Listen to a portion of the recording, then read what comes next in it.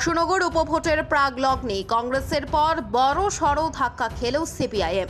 বক্সনগর কেন্দ্রের কমিউনিস্ট নেতা তথা প্রাক্তন বিধায়ক শহীদ চৌধুরীর ভাই ফারুক চৌধুরী সিপিএমকে আলবিদা জানিয়ে দিলেন।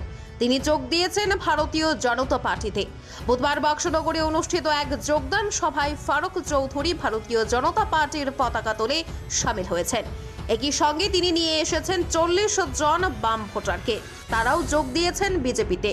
ফারুক চৌধুরী ও তার অনুগামীদের হাতে গেরুয়া পতাকা তুলে দিয়ে স্বাগত জানিয়েছেন বিজেপির প্রার্থী তোফাজ্জল হোসেন। উপস্থিত ছিলেন প্রদেশ বিজেপির যুব মোর্চার সভাপতি নবাদল বণিক ও বিজেপি নেতা সুবল ভৌমিক। রাজ্যের প্রাক্তন মন্ত্রী শহীদ চৌধুরীর ভাই ফারুক চৌধুরী বিজেপিতে যোগ দিয়ে স্থানীয় শাসক দলের প্রার্থী তোফাজ্জল হোসেনকে ভোট দেওয়ার জন্য ভোটারদের কাছে আবেদন জানিয়েছেন।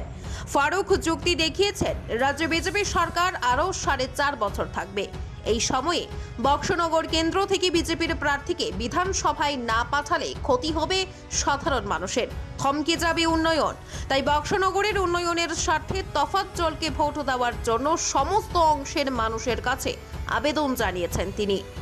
ভোট দেবেন কি জন্য, কেন দিলে ভালো হবে? 4.5 বছর কিন্তু সরকার আরো থাকবে। যদি ভোট না দেন তাহলে কিন্তু সরকার তো আর ভেঙে যাবে না, সরকার তো থাকবে। কিন্তু এই 20 বক্সনগর থেকে যদি আমরা প্রার্থীকে পাস না করিয়ে পাঠাই তাহলে কিন্তু আমাদেরই লস হবে, যেটা নেতৃত্বরা বলেছেন এখানে।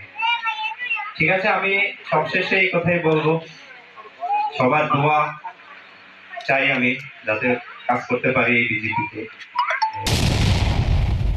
রাজনীতিকরা বলছেন, ভোটের মুখে ফারুক চৌধুরীর বিজেপিতে যোগদান নিঃসন্দেহে বামেদের জন্য শুভ লক্ষণ নয়। এর প্রভাব পড়বে অন্যান্য বাম ভোটারদের মধ্যেও। কারণ শহীদ চৌধুরী বক্সনগর থেকে বামেদের টিকিটে সবচেয়ে বেশি বার জয়ী হয়েছেন। অর্থাৎ বলা চলে, শহীদ চৌধুরী বক্সনগর কেন্দ্রের কিংবদন্তি নেতা।